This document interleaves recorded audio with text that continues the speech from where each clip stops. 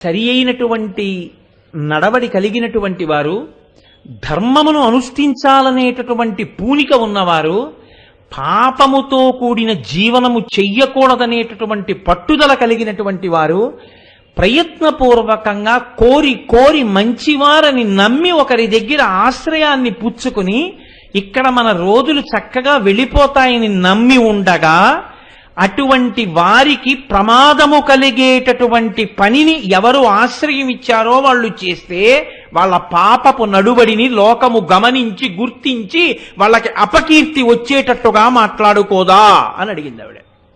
ఇదొక్కటి చాలదండి. ఈనాడు నేను సుదేష్ణ గురించి దీనికి ముందు ఈ మాట అన్నాను అంటే నేను కాదు, మహాభారతం ఈ భూమండలం ఉన్నంత కాలం ఉంటుంది, లోకం ఉన్నంత కాలం ఉంటుంది. ఉన్నన్నాళ్ళు ఎన్నాళ్ళు విరాట పర్వం చెప్పుకుంటే అన్నాళ్ళు సుదేష్ణ అనే ఆ మాటే అంటారు అందరూ. సీతమ్మ తల్లి సుందరకాండలో నివర్తయమను అని నీ మనసుని తిప్పు అంటుంది ఆవిడ. ఆవిడ ఎలా మాట్లాడుతుందో ద్రౌపదీదేవి కూడా మహాభారతంలో అలాగే మాట్లాడుతుంది. ఈ మాటలంటే కీచకుడు అన్నాడు, నేను సైరంధ్రిని అంటావు, నీచమైనటువంటి వంశంలో జన్మించానంటావు, ఎక్కడో ఇటువంటి సేవకి వృత్తిలో ఉన్నానంటావు, ఇవన్నీ ఎందుకు? నీ అందం చూసిన తరువాత నా మనస్సంతటి మీద కూడా మరుడు ఆ మన్మధుడు బాణములు వేసి తన యొక్క స్వాధీనంలోకి తీసుకున్నాడు. కాబట్టి నీ పొందు లేకపోతే నేను బతకలేను.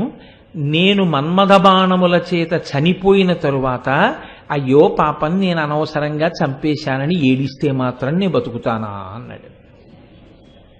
అంటే లేఖితనం అని ఒకటి ఉంటుంది లోకంలో. ఆ లేఖి మాటలకి ఇంకా అర్థం ఏముండదు. ఇంద్రుడే వచ్చి ఎదురుగుండా నిలబడినా కుక్కకి చెప్పు కొరకడం తప్ప ఇంకొకటి చేత కాదు. అలా అసలు నేను వెళ్ళింది ఎక్కడికి? అక్కగారి మందిరానికి. అక్కడ కూర్చున్నది ఎవరు? అక్కగారు కూర్చునుంది. తను ఎవరు? సైన్యాధిపతి. తన పదవి అంత గొప్పది, ఉన్నది అంతఃపురం. తనని ఏమైనా అంటే చంపేస్తాడని భయపడి ఎవ్వరూ ఏవి అంటలేదు. కానీ చూసిన వాళ్ళందరూ వీడు మనిషా పశువా అనుకుంటున్నారు. ఎదురుగుండా ఉన్నటువంటి ఆ పతివ్రత తల్లడిల్లిపోతోంది అతని మాటలకి. చేష్టితము కన్నా మాట చాలా హింస చేస్తుంది మనిషిని. అటువంటి మాటలు మాట్లాడుతున్నాడు. అక్కగారు తెల్లబోతోంది. ఏమిటి వీడు ఎందుకు వచ్చినట్టు, ఏం మాట్లాడుతున్నాడు, ఏ ప్రమాదం తెచ్చుకుంటాడో అని ఆవిడ భయపడుతోంది. ఇన్ని జరుగుతున్నా ఆయనలో మాత్రం ఏ విధమైనటువంటి మార్పు లేదు. లేకపోగా ఎంతసేపు మాట్లాడినా ద్రౌపది తనకి వశవర్తి కావాలని, తాను కోరుకున్న కోరిక తీర్చాలనేటటువంటి మొండి పట్టుదల తప్ప వేరొకటి లేని రీతిలో మాట్లాడుతున్నాడు. చూసి చూసి చూసి చూసి ద్రౌపదీదేవి అంది, దుర్వారోద్యమ బాహు విక్రమ రసాస్తోక ప్రతాప స్ఫురద్ గర్వాంధ ప్రతివీర నిర్మథన విద్యాపారగుల్ మత్పతుల్ గీర్వాణాకృతులేవురిప్పుడు నినుందోర్లీలన్ వెసంగెట్టి గంధర్వుల్ మానము ప్రాణముంగొనుట తథ్యం విమ్మెయిన్ కీచక అంది. ఆవిడ ఉన్న మాట స్పష్టంగా చెప్పేసింది. ఆంధ్ర మహాభారతంలో విరాట పర్వంలో ప్రత్యేకించి అన్ని వందల పద్యాల రచన చేసినటువంటి తిక్కన గారికి తాను రచన చేసిన పద్యాల్లో తనకే విపరీతంగా నచ్చిన పద్యాల్లో ఇదొకటి. అందుకే విరాట పర్వంలో ఇదే పద్యాన్ని ఆయన మళ్ళీ ప్రస్తావన చేసి ఇదే పద్యం మళ్ళీ చెప్పారు.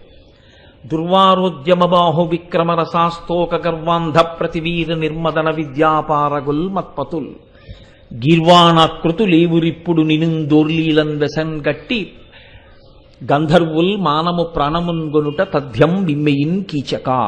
తెలుగునాట ఈ పద్యం నాలుకల మీద ఎక్కువ కనపడుతూ ఉంటుంది. పౌరుషంతో ప్రతిస్పందించినటువంటి స్త్రీ మహాపతివ్రత చాలా కోపంతో మాట్లాడితే ఎలా ఉంటుందో ఆ పద్యంలో ఉండేటటువంటి పదగుంభనం అలా ఉంటుంది. ఎవ్వరూ కూడా వశం చేసుకోవడానికి వీలు లేకుండా ఉండే అత్యద్భుతమైనటువంటి భుజపరాక్రమముతో ప్రకాశించేటటువంటి 5 గంధర్వులు నా భర్తలు.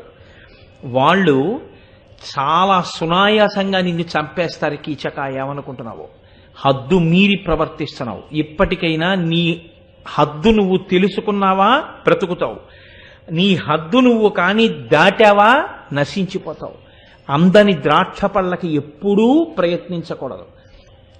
ఇత పూర్వం రావణాసురుడనే రాక్షసుడు సీతమ్మ తల్లి మహాపతివ్రత, ఆమె కోసం నీవు ఎలా ప్రవర్తించావో అలాగే ప్రవర్తించి 10 తలలు నేల పడిపోగా నశించిపోయాడు. కాబట్టి నువ్వు కూడా అటువంటి దారిలో వెళ్ళకు, నా మాట విను, నీ బ్రతుకు ఏ మార్గంలో విడితే బాగుంటుందో అటువంటి జీవితాన్ని ఎంచుకో అని చెప్పి రుసరుసలాడుతూ ద్రౌపదీదేవి అక్కడి నుంచి నిష్క్రమించింది. ఆయన హతాశుడయ్యాడు. ఇంత మాట అంటుంది అని ఊహించలేదు. మహా అయితే విసుక్కుంటుంది, విసుక్కుంటే నాకేం, కసురుకుంటే నాకేం, నా కోరికని తీర్చుకోవాలి. అటువంటి వాడు ఇంత గొప్ప మాట ఆమె అనేటప్పటికీ తట్టుకోలేకపోయాడు. తట్టుకోలేక గబగబా ఆ కీచకుడు సుధేష్ణ దగ్గరికి వెళ్ళాడు. ఆవిడ ఒక మంచి కనకమయమైనటువంటి ఆసనం మీద కూర్చుని, తమ్ముడు వచ్చాడు కదా కూర్చుంటాడు మాట్లాడతాడు అనుకుని ఒక బంగారు పీట వేయించింది. ఇప్పుడు వెళ్ళాడు సుధేష్ణ దగ్గరికి. ఇప్పటి వరకు వచ్చింది సుధేష్ణ కోసం. ఆవిడతో వెళ్ళి ఒక అక్క దగ్గర తమ్ముడు వెళ్ళి మాట్లాడవలసిన మాటలు ఏముంటాయో అవి ఇప్పటి వరకు లేవు. అక్క ఎలా ఉన్నావు, బావగారు ఎలా ఉన్నారు, మా మేనల్లుడు ఎలా ఉన్నాడు, కులాసాగా ఉన్నాడా, బాగా పరాక్రమంతో యుద్ధ విద్యలు అవి నేర్చుకుంటున్నాడా, ఏదో ఒక తమ్ముడు అక్క దగ్గరికి వస్తే ఏ మాటలు మాట్లాడతాడో ఒక్క మాట లేదు ఇప్పటి వరకు. పూర్వం మాట్లాడినా ఏం మాట్లాడాడు, ఆమె కులం ఎక్కడా, ఆమె వంశం ఎక్కడా, ఆవిడ పుట్టింది ఎక్కడా, ఆవిడెవరు ఏమిటి, ఇదే మాట్లాడాడు. నేను ఆవిడ అంటున్నాను, ఆయనైతే అది అంటాడంతే.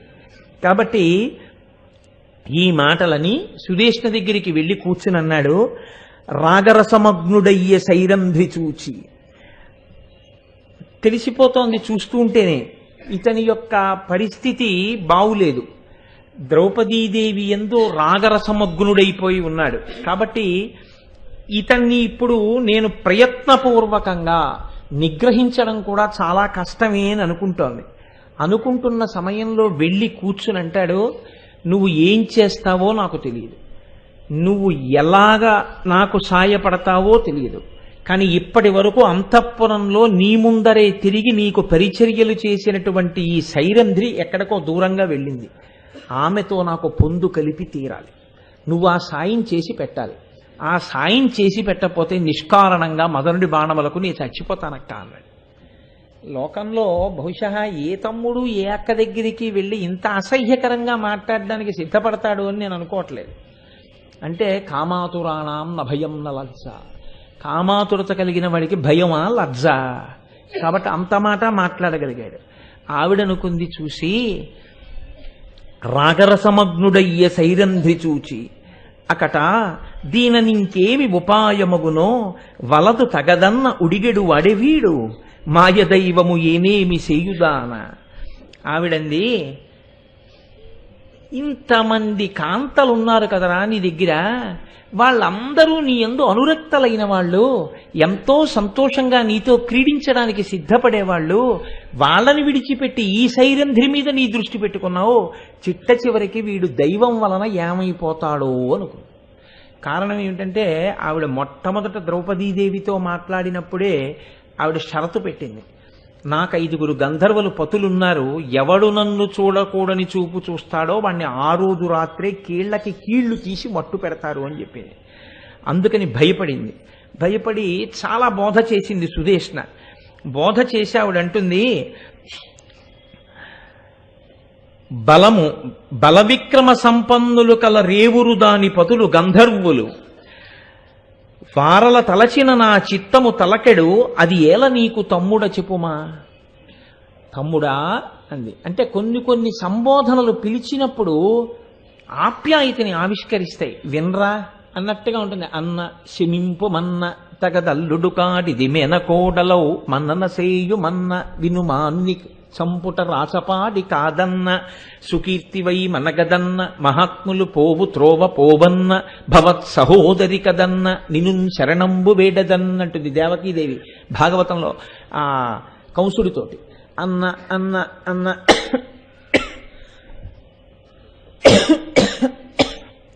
అని 1కి 10 మార్లు అంటే చెల్లెలు కదా అని ప్రేమ కలుగుతుందని. అలా ఆవిడ కూడా తమ్ముడా అని పిలిచింది. ఒరే తమ్ముడా, నేను చెప్తున్నాను వినరా, బలవిక్రమ సంపన్నులు కర రేవురు దాని పతులు, మామూలుగా ఉండే మనుషులు కారు వాళ్ళు. అపారమైనటువంటి బలము విక్రమము కలిగినటువంటి 5 పతులున్నారు. గంధర్వులు వారల తలచిన నా చిత్తము తలకెడు. వాళ్ళ 5 నాకు జ్ఞాపకానికి వస్తుంటే నా మనసులో భయం వేస్తోంది. నువ్వు నిష్కారణంగా ఆమె జోలికి వెడుతున్నావు. అది ఎలా నీకు తమ్ముడ చెప్పుమా, నీకెందుకు వచ్చింది, నా మాట విను, వెళ్ళకు ఆమె జోలికి అంది. వింటాడా? మళ్ళీ ఆవిడ ఇంకొక మాట అంది, సుదేష్ణ కాని తెరువునబోయిన గలుగునయ్య బ్రతుకు సవి ఎంతయైన అపధ్యములకు వేట్క సయుదురయ్య వివేకులు ఈ విధమున ఆ బుద్ధి వినవయ్యా తమకమడిగి. చాలా గొప్ప పద్యం అండి నిజంగా. ఆ సుందరకాండలో సీతమ్మ తల్లి మాట్లాడితే ఎంత గొప్పగా మాట్లాడుతుందో, సుదేష్ణ కీచకుడితో మాట్లాడిన మాటలలో ఈ పద్యం చాలా చాలా గొప్ప పద్యం. ఎన్ని తరాలకి ఎన్ని యుగాలకి కూడా లోకానికి సందేశాన్ని అందించగలిగినటువంటి పద్యం. ఆవిడంది కాని తెరువునబోయిన కలుగునయ్య బ్రతుకు సవి ఎంత అయిన అపధ్యములకు వేట్క సెయ్యుదురయ్య వివేకులు. అంటే బోడి వివేకహీనుడా అని పిలిచింది. అంతే కదయ్యా, అంతే కదా. ఆవిడంది కాని తెరువున పోయిన కలుగునయ్య బ్రతుకు. ఏ పని చెయ్యకూడదో ఆ పని చేస్తే వాడికి బ్రతుకుంటుందా, వాడికి అభ్యున్నతి ఉంటుందా? ఉండదు అని ఆవిడ ఒక ఉపమానం చెప్పింది. సవి ఎంత అయినా అపధ్యములకు వేట్క సెయ్యుదురయ్య వివేకులు. శరీరంలో ఒక రోగం ఉంది. వైద్యుడు ఎప్పుడైనా సరే ఔషధమును ఇస్తాడు, పథ్యమును చెప్తాడు. ఈ మందు వేసుకో, దాంతోపాటు ఈ పథ్యం కూడా చెయ్యి అని చెప్తాడు. ఇది తినవద్దు, ఇది తిను. వైద్యుడు ఏది తినవద్దని చెప్పాడో దాన్ని వెంటనే మీరు మందు ఎలా వేసుకుంటున్నారో అలాగే వద్దన్న దాన్ని కూడా వదిలిపెట్టేయాలి ఈశ్వర శాసనంగా. అలా కాకుండా వైద్యుడు వద్దన్నది కూడా జిహ్వచాపల్యానికి అదే పనిగా తిన్నాడు అనుకోండి, ఆఖరికి వైద్యుడు ఏమంటాడంటే ఇక నీ జబ్బు తగ్గేది కాదో 3 నెలలు ఉంటావు, తినేసేయండి. అంటే అపథ్యమైనటువంటి దాన్ని వద్దు అన్నదాన్ని తిన్నవాడు తన బ్రతుకు తాను ఎలా పాడి చేసుకుంటాడో అలా వద్దు అన్నదాన్ని జోలికి వెళ్ళవద్దు. ఎందుచేత నేను ఈ మాట అంటున్నానంటే కొన్ని వినోద స్థాయిలో స్వీకరించవలసినవే తప్ప, మనోరంజకత్వమునకు స్వీకరించవలసినవే తప్ప వాటిని అనుభవములోకి తెచ్చుకునే ప్రయత్నము ఎన్నడూ చేయరాదు. ఒక అందం కనపడింది అనుకోండి, కనపడ్డవన్నీ నీవి కావాలని కోరకూడదు. ఇది జీవితంలో చాలా ప్రముఖమైన సత్యం. దీని గురించి పెద్దలు ఒక మాట అంటుంటారు, వినోదమునందు ప్రబోధము చేయగలిగిన వినోదము, చౌకబారు వినోదము అని 2 రకాలు ఉంటాయి. ప్రబోధాత్మక వినోదము అంటే మీకు వినోదము కలుగుతుంది, మనసుకి సంతోషంగా ఉంటుంది చూస్తున్నప్పుడు వింటున్నప్పుడును. దానితో పాటుగా మీరు ఆచరించడానికి వీలైనటువంటివి, మిమ్మల్ని అభ్యున్నతిలోకి తీసుకెళ్లగలిగినటువంటివి కొన్ని ఉంటాయి. మీరు సీతారామ కళ్యాణం అని ఓ సినిమాకి వెళ్ళారనుకోండి, ఉదాహరణకి సీతారామ కళ్యాణాన్ని సీతారామ కళ్యాణంగా చూపించిన సినిమా అయితే నేను చెప్పేది బాలకాండలో ఎలా చెప్పారో అలా చెప్తే, శివధనుర్భంగం చేసిన తరువాత రామచంద్రమూర్తి దగ్గరికి వచ్చి జనక మహారాజు గారు సీతమ్మని వివాహం చేసుకోవయ్యా అంటే, నా తండ్రి దశరథ మహారాజు గారు ఉన్నాడు, దశరథ మహారాజు గారు నా తండ్రి కనుక ఆయన ఎవరిని చేసుకోమని చెప్తే వాళ్ళని చేసుకుంటాను తప్ప మీరిప్పుడు పిల్లనిస్తానన్నారని నేను చేసుకోను, నా తండ్రి నిర్ణయించాలి నాకెవరు భార్యగా ఉండాలో అన్న సీతారామ కళ్యాణం యథాతథంగా అలా ఉన్న సినిమా ఒకటి మీరు చూశారనుకోండి, ఇప్పుడు అది వినోదాత్మకము కాదు అని మీరు అనడానికి వీల్లేదు, సంతోషాన్ని కలిగిస్తుంది మనస్సుకి. దానితో పాటు ప్రబోధాత్మకము కూడా, ఒక మంచి మాట కూడా తలకెక్కుతుంది. ఇంకొకటి ఉంటుంది, ఇంకొక సినిమా, తండ్రి చదువుకోరా అని కాలేజీకి పంపిస్తాడు, ఇంకో తండ్రి చదువుకోవే అని కాలేజీకి పంపిస్తాడు. వీళ్ళిద్దరూ కలిపి ఏం చేస్తారంటే చదువు చట్టుబండలై 1 సంవత్సరం చదువుకోకుండా కాలేజీ గేట్లోకి వెళ్ళిన పర్యంతము ప్రేమ. సినిమా అయిపోయేటప్పటికి ఏమవుతుందంటే ఒక 80 మందిని వాడు కొట్టేస్తాడు, కత్తితో వీడి కడుపులో పొడి చేస్తే కింద పడిపోయి ఓ తువ్వాలు కట్టుకుని మళ్ళీ 100 మందితో పోరాడి పెళ్లి చేసుకుంటాడు. అది చౌకబారు వినోదము. అది ఎంతవరకు అంటే ఓ 50 రూపాయలు పోతే పోయింది, కాసేపు అసాధ్యమైన విషయాన్ని కాసేపు ఏదో అలా చూపించాడంతే. అది మీరు చాలా సుసాధ్యమని మీ జీవితమునకు ప్రబోధాత్మకముగా మీరు స్వీకరించారనుకోండి, ఇలా నేను కూడా చెయ్యవచ్చు అనుకుంటే, అలా కత్తి పెట్టి కడుపులో 3 పోట్లు పొడి చేసిన తర్వాత అరగంట సేపు రక్తస్రావం అయిపోయి తువ్వాలంతా తడిచిపోయినా 80 మందిని మీరు కొట్టడం ఏముండదు, ఇంటెన్సివ్ కేర్ యూనిట్లో ఉంటారు. అది చౌకబారు వినోదం అంటారు దాన్ని.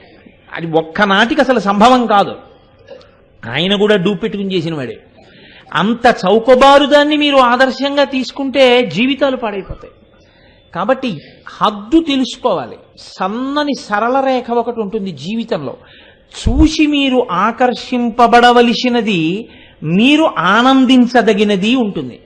మీరు చూచి ఆకర్షింపబడకూడనిది, మీరు చూచి దాని వలన అనుభవము చేత ఆనందము పొందకూడనిది ఒకటి ఉంటుంది. మీ ఇంటి పెరట్లోనే మీరు నించున్నారండి, మీ ఇంటి పెరట్లో మామిడి చెండు వంకే అలా డాబా మించి ఇలా పైకి చూసేటప్పటికి బాగా ముగ్గిన మామిడి పండు ఒకటి కనపడింది. అబ్బా చూడనే లేదు, చిటారి కొమ్మన ఎంత మంచి మామిడి పండు ఉందో, ఈ మామిడి పండు ఇవాళ రాత్రి మజ్జిగానంలో తినాలనుకున్నారు. ఓ చిక్కం పట్టుకొచ్చారు, ఇంకా సూర్యాస్తమయం అవ్వలేదు కదా అని మామిడి పండు కోశారు. ఇప్పుడు తప్పని చెప్పచ్చా? అంత ఆలోచించక్కర్లేదు మీరు. నేనేం పెద్ద ధర్మ సందేహం ఏమి అడగట్లేదు మిమ్మల్ని. ఆ మామిడి పండు సూర్యాస్తమయం అవ్వలేదు కోసుకోవచ్చా అన్న, సూర్యాస్తమయం అయితే చెట్టు ముట్టుకోకూడదు కాబట్టి చక్కగా చెప్పచ్చు, కోసుకుని వాడి మొహం తినొచ్చు మజ్జిగాన్నంలో. అదే డాబా మీద నించుని చూస్తుంటే పెరట్లో నూతిపళ్ళెం మీద నాగుపాము ఒకటి పడగ విప్పి ఆడుతోంది. ఎంత అందంగా ఉందో దాని పడగ. అబ్బా వెళ్ళి 2 చేతులతో పెట్టుకుని ఓ ముద్దెట్టుకుంటే బాగుండు అనిపించింది. పట్టుకోవచ్చా? అలా పట్టుకోనుకూడదు, ముద్దు పెట్టనుకూడదు. అసలు ఆ మాటకొస్తే ఎక్కువసేపు నువ్వు దాన్ని చూడనేకూడదు. నువ్వు నిన్నది చూసిందంటే ప్రమాదం, నువ్వు దాన్ని చూస్తే ప్రమాదం లేదు. కానీ కాబట్టి ఒక సరళ రేఖ ఒకటి ఉంటుంది. ఎప్పుడు జీవితంలో ఎప్పుడూ ఈ సరళ రేఖని చూస్తూ ఉండాలి. నీవు ఆకర్షింపబడి నువ్వు దాన్ని అనుభవంలోకి తెచ్చుకుని భోగం అనుభవించి సంతోషించినా నీకు ప్రమాదకరము కాక వేద విహితమై ఈశ్వరుడి చేత అనుగ్రహింపబడిన నీకు విహిత కర్మాచరణములోనికి వచ్చేటటువంటి వినోదమేది. నీవు ఆ హద్దు దాటి అనుభవిస్తే, వేదం అంగీకరించక ఈశ్వరుని చేత ఆమోదింపబడక వినోదము కాక ఆ భోగము నీ మూలమును త్రుంచగలిగినటువంటి ప్రమాదకరమై నీకు వ్యసనమై నిన్ను పాడు చెయ్యగలిగినది ఏది? ఇది ఎప్పుడూ చూసుకోవాలి. అందులో ఏది నిన్ను పాడి చేస్తుందో అది అపథ్యం. రోగం ఉంటేనే కాదండి, దాన్ని నువ్వు ముట్టుకోకూడదు, ముట్టుకున్నావు, రోగం వచ్చిన వాడు ఎలా మనసాన పడిపోతాడో అలా పడిపోతావు. ముట్టుకోవచ్చు, ఇబ్బంది లేదు, అది పథ్యము, తినచ్చు, హాయిగా తినచ్చు, అంటే నువ్వు అనుభవించవచ్చు. ఈశ్వరుడు అనుభవించడం కోసమే కదండి లోకాన్ని, జగత్తుని సృష్టించాడు. లేకపోతే ఇంద్రియాల్ని భోగాల్ని ఎందుకు ఇచ్చినట్టు? అనుభవించవచ్చు, దోషమేమీ లేదు. తన భార్య యందు కామము నిస్సందేహంగా దోషం కాదు, ధర్మబద్ధము కామం. పరస్త్రీ యందు కామము ధర్మబద్ధం కాదు, మూలమును నశింప చేసేస్తుంది. పుత్రమిత్ర కళత్రాదులతో నశించిపోతాడు. నివర్తయ మనోమత్త స్వజనైక్రియతాం మనః, తిప్పు నీ మనసుని, నీ వారి యందు ఉంచుకో, అంతే. నీ ధర్మబద్ధం అయిపోయింది నీ కామం. దాటుతోంది, నిన్ను నువ్వు వెంటనే దిద్దుకో. ఓ ఇది గాడి తప్పిపోతోంది, వెంటనే నిన్ను నువ్వు సంభాళించుకుని ఈశ్వరుడి పాదాలు పట్టుకుని, అమ్మో ఈశ్వరా నా మనసు గాడి తప్పుతోంది, తప్పకుండా చూడని 1కి 10 మార్లు జాగ్రత్త తీసుకుని నిన్ను నువ్వు దిద్దేసుకోవాలి. యథేచ్ఛగా విడిచిపెడితే మనసు ఏం చేస్తుందో తెలుసా అండి? విపరీతమైనటువంటి తమకమునకు లోనైపోయి ఆ బుద్ధి చేత మీరు విచక్షణతో జయించే ప్రయత్నాన్ని చెయ్యకపోతే, ఏది వినోద స్థాయిలో చూసి వదిలేయాలో దాన్ని అక్కడతో వదిలిపెట్టకుండా ప్రమాదభరితమని తెలిసి కూడా కౌగిలించుకుని నశించిపోతాడు. తల్లికి తెలుసు, పాలగిన్నె మరుగు పాలగిన్నె, పిల్లాడికి ఆకలేసేస్తోంది, అమ్మ పాలు అమ్మ పాలు అంటాడు. ఉండు ఉండు అని చల్లార పెట్టిస్తానని ఉఫ్ఫు ఉఫ్ఫు అని ఊది ఊది ఇస్తుందమ్మ. అదే ఆకలేస్తోంది అంటున్నాడు కదా అని చెప్పి అమ్మ ఓ గ్లాసులో పోసి మరుగుపాలు ఇచ్చేసింది అనుకోండి, ఉత్తరక్షణం వాడు గడగడా తాగబోయి నోరు కాలిపోయి మీద పోసేసుకుని ఒళ్ళంతా కాలిపోతుంది పిల్లాడికి. అది ఒక్కొక్కనాడు తల్లి ఉండు అని పిల్లాడు ఏడుస్తున్నా సరే పాల గ్లాసు ఇవ్వదు. మీరందరూ తల్లులు, మీకు అనుభవమే, మీకు తెలుసు. పిల్లలు ఏడవవచ్చు, అయినా మరుగు గ్లాసు పాలు మీరు ఇవ్వరే. 1-2 మాటలు ఊది చూసి, ఒకవేళ కొద్దిగా పాలు పోస్తే గ్లాస్ వేడిగా ఉంటే ఆ వేడి తగ్గేదాకా వాడు వేళ్లతో పట్టుకోలేడని పమిట కొంగులో పెట్టి ఒక్కసారి ఇలా ఇలా ఇలా అని ఆ వేడి తగ్గిన తర్వాత కొద్ది పాలతో ఉప్పని ఊది చూసి అప్పుడు తల్లిస్తుంది.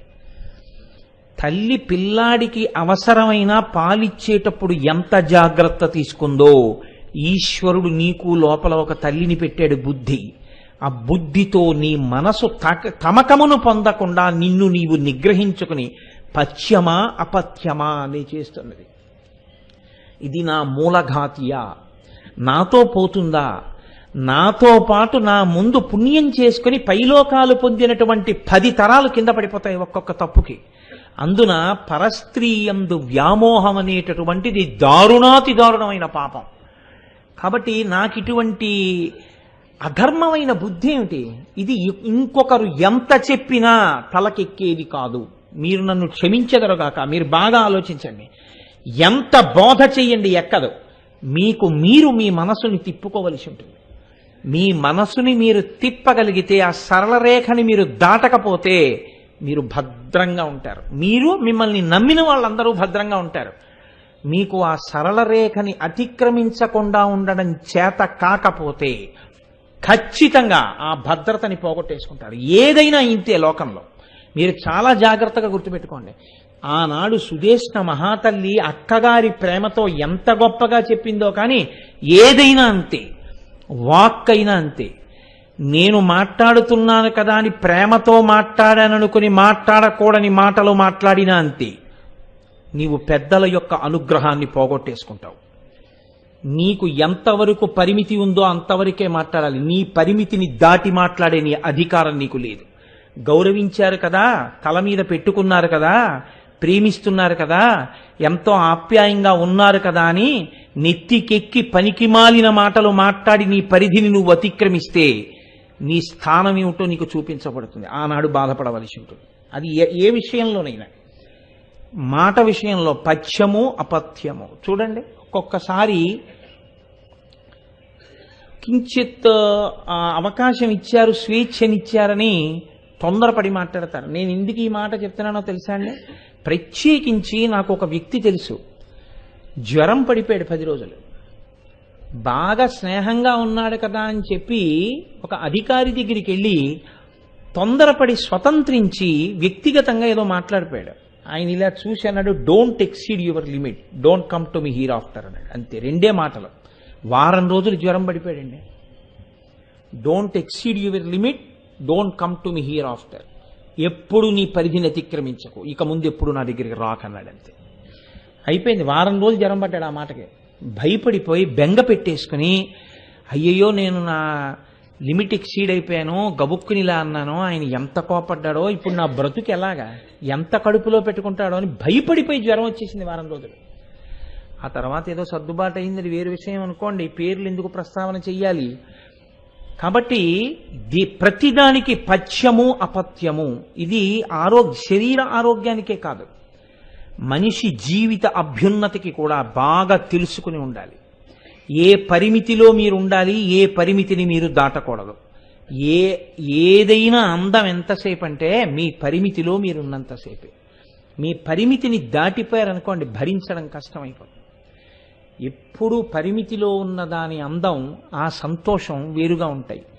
ఇది ఎంత గొప్పగా చెప్పిందో చూడండి. అందుకే నేను అన్నది, పద్యం చాలా చిన్న పద్యం, సుదేష్ణ నోటి వెంట వచ్చింది. ఒక్కొక్కసారి చాలా ప్రేమ కలిగిన చోట నోటి వెంట వచ్చినటువంటి మాట చాలా గొప్పగా ఉంటుంది.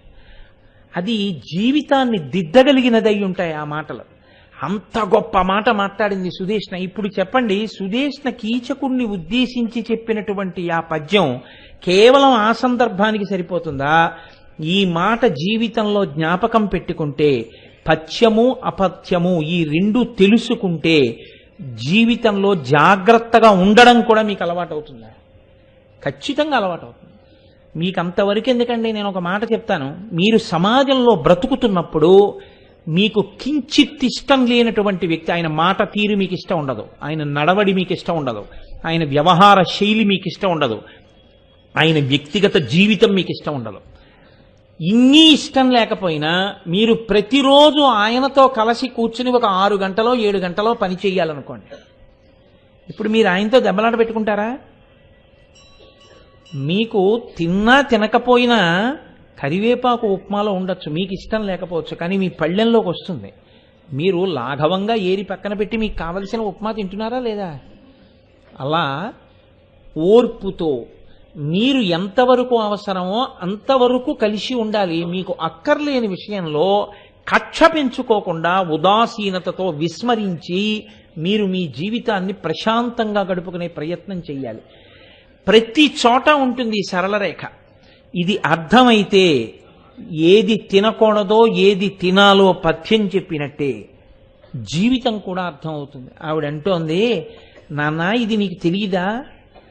ఇవాళ నువ్వు ఏది చెయ్యకూడదో దాన్ని చెయ్యడానికి ప్రయత్నిస్తున్నావు. దీని చేత ఏమవుతుందో తెలుసా? కాని తెరువునబోయిన కలుగునయ్య బ్రతుకు. ప్రశ్న వేసింది ఆవిడ. ఆవిడేమి చెప్పలేదు. ఇలా చెయ్యకూడని పని, ప్రవర్తించకూడని ప్రవర్తన ప్రవర్తిస్తే నీకు బ్రతుకుంటుందా అని అడిగింది. అంటే నువ్వు బ్రతికుంటావా అంటే ఆవిడ మనసులో ఒక నిర్ణయానికి వచ్చేసింది, వీడు చచ్చిపోవడం ఖాయం. తోడ పుట్టిన వాణ్ణి నమ్మిందా, ద్రౌపదీదేవిని నమ్మిందా? అంటే ఖచ్చితంగా ఆవిడ ద్రౌపదీదేవినే నమ్మింది. ఆవిడకి 5 భర్తలు ఉన్నారు అని ద్రౌపదీదేవి చెప్పింది కదా, ఎప్పుడైనా చూసిందా సుదేష్ణ? ఏం మరి ఎప్పుడు రారేం మీ 5 కనీసం ఒక్కళ్ళు కూడా రాలేదేంటో ఎప్పుడూను అని ఎప్పుడన్నా అడిగిందా? అడగలేదు. తమ్ముణ్ణి రోజు చూసింది, తోడబుట్టినవాడు బాగా తెలుసు. కానీ ఆవిడేం చెప్తోందంటే, సుదేష్ణ నువ్వే పాడైపోతావని చెప్తోంది. అసలు మనం చూడలేదు కదా, ఆవిడే అబద్ధం చెప్పిందేమో, కీచకుడు అనుభవిస్తే మాత్రం ఏమవుతుందిలే, ఏమో ఆవిడే అబద్ధాలు చెప్పిందేమో, ఇంత వీడెళ్ళి మాట్లాడుతుంటేనే ఎవరూ రాలేదు కదా, ఆవిడంత ఏడుస్తుంటే అంత చెప్తుంటే ఉన్నారో లేరు మనకెందుకు అనొక్క మాట సుదేష్ణ అందా? అనలేదు. ఆమె ప్రవర్తన చేత, ద్రౌపదీదేవి యొక్క తేజస్సు చేత ఖచ్చితంగా ఆమెకి 5 గంధర్వులు భర్తలున్నారు, వాళ్ళు బలవంతులే అని నమ్మింది. శాస్త్రవాక్కుని నమ్మడానికి మీకు కూడా అంతే. మీకు అనుభవంలోకి వచ్చేంత వరకు నేను నమ్మనంటే, అనుభవంలోకి వచ్చేసిన తర్వాత మీరు నమ్మడానికి అనుష్ఠించడానికి ఏం మిగలదు. శాస్త్రవాకు పట్టుకున్న పెద్దలు ఎలా ఉన్నారు అన్నది మీరు తెలుసుకోవడమే ఇప్పుడు మీరు పట్టుకోవడానికి మీకు ఆలంబనం. తప్పించి మీ దాకా వచ్చే వరకు దాన్ని చూడకూడదు. చచ్చిపోవడం అంటే ఎలా ఉంటుందో ఓసారి కంఠం కోసుకుని చూసుకుని ఇంకెప్పుడు అలా కంఠం కోసుకోకుండా బతుకుతానంటే, ఇక ఓసారి చచ్చిపోవడం అంటే ఎలా ఉంటుందో చూస్తానని కంఠం కోసేసుకున్న తర్వాత మళ్ళీ నువ్వు బతకడం ఏమి ఉండదు. మళ్ళీ ఆ తర్వాత ఎప్పుడూ కంఠం కోసుకోకుండా బతుకుతానడానికి ఏమి ఉండదు. అంత పెద్ద తప్పు చేసేసిన తర్వాత బుద్ధొచ్చింది, ఇంకెప్పుడు ఇలాంటి తప్పులు చేయకుండా బతుకుతానడానికి బతుకేం ఉండదు. కాబట్టి జాగ్రత్త అని చెప్తోంది సుదేష్ణ. ఎంత పెద్ద మాట చెప్పిందంటే, ఈ మాట చెప్పేవాడు లేక కదా ఇవాళ సమాజం ఇలా చెడిపోతోంది. అలా చెప్పేవాళ్ళు ఉంటే, అలా ప్రతి ఇంట్లో నువ్వు చెప్తే అసలు ఎందుకు బయట ప్రపంచంలో అన్ని అల్లర్లుంటాయి? ఉండవు. ఒక అక్క తమ్ముడితో ఎలా మాట్లాడాలో అలా మాట్లాడింది ఆవిడ. ఎవ్విధమున నా బుద్ధి వినవయ్య తమకమడిగి. ఆవిడ కనిపెట్టేసింది, ఏ స్థితిలో ఉన్నాడో కనిపెట్టింది. తమకమన్న మాటనే వాడింది. తమకమణుచుకుని నా మాట వినరా తమ్ముడా అంది. అని ఆవిడ చెబితే మాత్రం ఆ కీచకుడు వింటాడా? అతనన్నాడు, నా కొలువువార కారు అన్నాకేశుంగులుచు అంగనలలోనైనన్ లేకునికి నాకు తెల్లంబా కొమ్మకు నీడు పోల్ప నయ్యడు సుదతుల్. ఏమిటక్క నువ్వు ఇలాంటి మాటలు మాట్లాడతావు? నీ దగ్గర అనేక మంది కాంతలు ఉన్నారు, వాళ్ళందరూ నీ ఎందు అనురక్తలంటావు. నా దగ్గర కాదక్క, స్వర్గలోకాధిపతి అయిన ఇంద్రుడి యొక్క కొలువులో ఇలాంటి కాంత ఉందేమో చూడు. లేదు, అంత అందగత్తే. నేను మరులు కొనకపోవడం ఏమిటటువంటి అందగత్తిని చూసిన తర్వాత? కాబట్టి నేను మరులు కొంటాను అంటే సుదేష్నంది, ఆయురైశ్వర్య కీర్తులను అపహరించు పరసతీ సంగమము ధర్మపదమునందు పరగువారలు పరిహరింపంగనియు వినియు తెలియవే ఇది దుర్వివేకమగుట. ధర్మపథంలో వెళ్ళేటటువంటి వాడు ఎన్నడూ కోరనిదేది అంటే పరస్త్రీ సంగమమే. నీకు తెలియదా ఆ విషయం? దాన్ని అంగీకరించరు, అటువంటి ప్రస్తావన రావడాన్ని కూడా ఒప్పుకోరని నీకు తెలీదా? అటువంటి వాడివి ఎలా కోరుకుంటున్నావు పరస్త్రీ సంగమాన్ని? దానివల్ల ఆయుర్దాయం, ఐశ్వర్యం, కీర్తి నశించిపోవా? కీచకుడు చాలా దండయాత్రలు చేశాడు. కీచకుడన్న పేరెత్తగానే కీచకుడు దండయాత్రలు చేశాడని కానీ, చాలామందిని ఓడించాడని కానీ, సింహబలుడని కానీ ఎవరైనా ఓ మంచి మాట గుర్తు తెచ్చుకుంటారా? అంతవరకు ఎందుకండి? అదేంటి, పిల్లలకి పేర్లు పెట్టమని వస్తుంటారు. కీచకుడని పెట్టండి మీ అబ్బాయికి అన్నారు అనుకోండి, కొడతారు. ఎందుకు పెట్టరు? పేరు పెట్టుకోవడానికి కూడా ఎవరు ఇష్టపడరు. ఒక్కటే కారణం, ఎన్ని గుణములు ఉన్నా ఏది ఉండకూడదో అది ఉంది. అది ఇప్పుడు ఇల్లు ఎంత బాగానో సర్దుకున్నారండి, చాలా మంచి ఇల్లు, ఎంత బాగుందో, చక్కగా ఉంది, హాయిగా వెళ్ళి పడుకోండి అన్నారు. కానీ చాలా రోజుల నుంచి మేము మాత్రం వెళ్ళటం లేదండి ఆ ఇంట్లోకి అన్నారు. ఏమి, ఎందుకని అంటే ఎట్లించెట్ వెళ్ళిపోతుందో తెలియదండి. కొద్దిగా చీకటి పడేటప్పటికి అస్తమానం నాగుపాం ఒకటి తిరుగుతూ ఉంటుంది గదుల్లో. ఎవడైనా వెడతాడా ఆ ఇంటికి? అది ఎంత భయహేతువో, శాంతి స్థానము ఎలా కాదో దీన్నే పగతో పోల్చి చెప్తారు నన్నయ్య గారు. పగయగలిగనేని పాము ఉన్న ఇంటిలో ఉన్నాయట్లగాక ఎట్టులుండు అంటారు. పగ ఉంటే ఇంట్లో పాము ఉన్నట్టు ఉంటుందన్నారు ఆయన. అలా నీవు ధర్మపదాన్ని విడిచిపెట్టి మిగిలినవి ఎన్ని ఉన్నా నీకు ఆయుర్దాయం ఉండదు, నీకు ఐశ్వర్యం ఉండదు, నీకు కీర్తి ఉండదు, నువ్వు నశించిపోతావు. నా మాట వినరా తమ్ముడా అందావిడ. అతను అన్నాడు, అక్క పోయింది ఈ సంబోధన. ఏ సంబోధనలోకి వచ్చాడో తెలుసా అండి? వనిత ఏనొక పల్కు పల్కెద చతుర్వారాసి మధ్యంబునన్ గణభాహాబలమొప్పు నన్ను నిదురంగా నొక్కడుందేమి ఎవ్వనికిం తెల్లముగాదే దాని మగలన్ వజ్రాహతిం కూలు శైల నికాయంబన మద్భుజా సమద లీలన్ కీటడంగించదన్. ఈ 4 సముద్రాల మధ్యలో నాతో సమానమైనటువంటి భుజపరాక్రమము కలిగినటువంటి వాడు ఎవ్వడూ లేడని నీకు తెలియదా? వజ్రాయుధం పెట్టి కొట్టి పర్వతాలు ఎలా పడగొడతాడో ఇంద్రుడు, అలా నిజంగా దాని భర్తలు 5 వచ్చినా నేను వాళ్ళని నా భుజపరాక్రమంతో చంపి సైరంధ్రిని నా దాన్ని చేసుకుంటాను. అంటే ఎంతకైనా తెగించడానికి సిద్ధపడిపోయాడు. లోకంలో మర్యాద ఏమిటంటే, నువ్వు నీ బుద్ధి గాడి తప్పిన, ఆమె సువాసిని, ఆమె వేరొకరి భార్య అని తెలిస్తే ఇంక నీ జీవితంలో నీకు అటువంటి ఆలోచన రాకూడదు. సరికదా ఇప్పుడు ఎంత దూరం వెళ్ళాడంటే, దేనికి చంపడం అవ్వాలని అంటే దండయాత్ర లేదు, వాళ్ళ మీద క్రోధం ఏం లేదు, వాళ్ళు ఎవరో తెలియదు, ఎందుకు చంపేస్తట? వాళ్ళ భార్య అయినా తాను మనసు పడ్డాడు కాబట్టి. అంటే ఇంకా ఇంతకన్నా రాక్షసత్వం, ఇంతకన్నా నీచత్వం, ఇంతకన్నా అర్థం పర్థం లేనటువంటి మనఃప్రవృత్తి ప్రపంచంలో ఎక్కడా ఉండదు. ఇలాంటిదొక్కటి ఉన్న తర్వాత వాడి యందు ఇన్ని విభూతులున్నా అవన్నీ పనికిరానివి, నశించిపోతాయి అవన్నీ. అవి లోకంలో కీర్తి తీసుకొచ్చేవి కావు. ఎంత ప్రమాదకరమైనటువంటి వ్యసనముల గురించి చెప్తున్నారో చూడండి.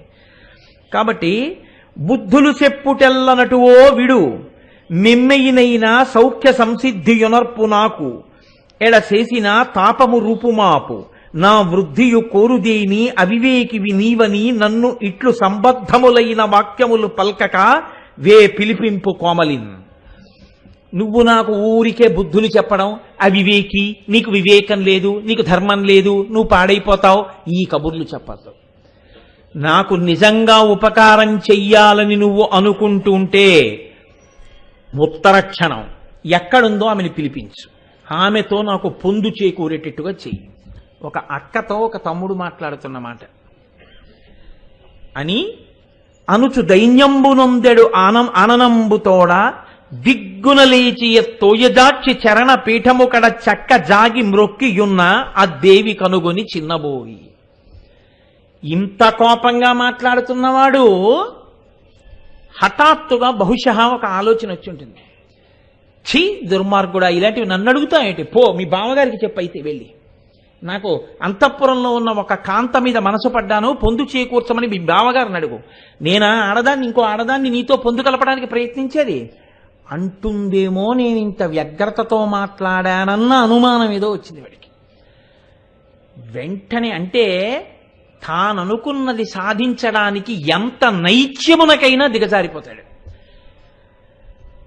ఒక్కసారి అనుచు దైన్యంబునొందెడు అననంబుతోడ, ఇంత పౌరుషంగా మాట్లాడినవాడు దీనంగా ఆ వారం రోజుల నుంచి అన్నం లేనివాడు రొట్టె ముక్క తింటున్న వాడి దగ్గరికి వచ్చి ఏడుస్తూ అడుక్కున్నట్టు అంత దీనంగా ముఖం పెట్టి దిగ్గున లేచి అత్తోయజాక్షి చరణ పీఠము కడ చక్క జాగి మురుక్కి ఉన్న ఒక్కసారి గభాలన లేచాడు.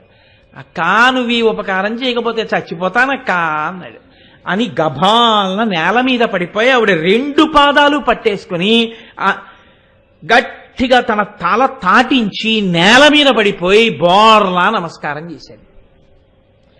ఆ దేవి కనుగొని చిన్నబోయి ఆ అక్కగారు ఆ తమ్ముడి కోరిక, వాడు కాళ్ళు పట్టుకున్న తీరు, వాడి నమస్కారం చూసి తెల్లబోయింది.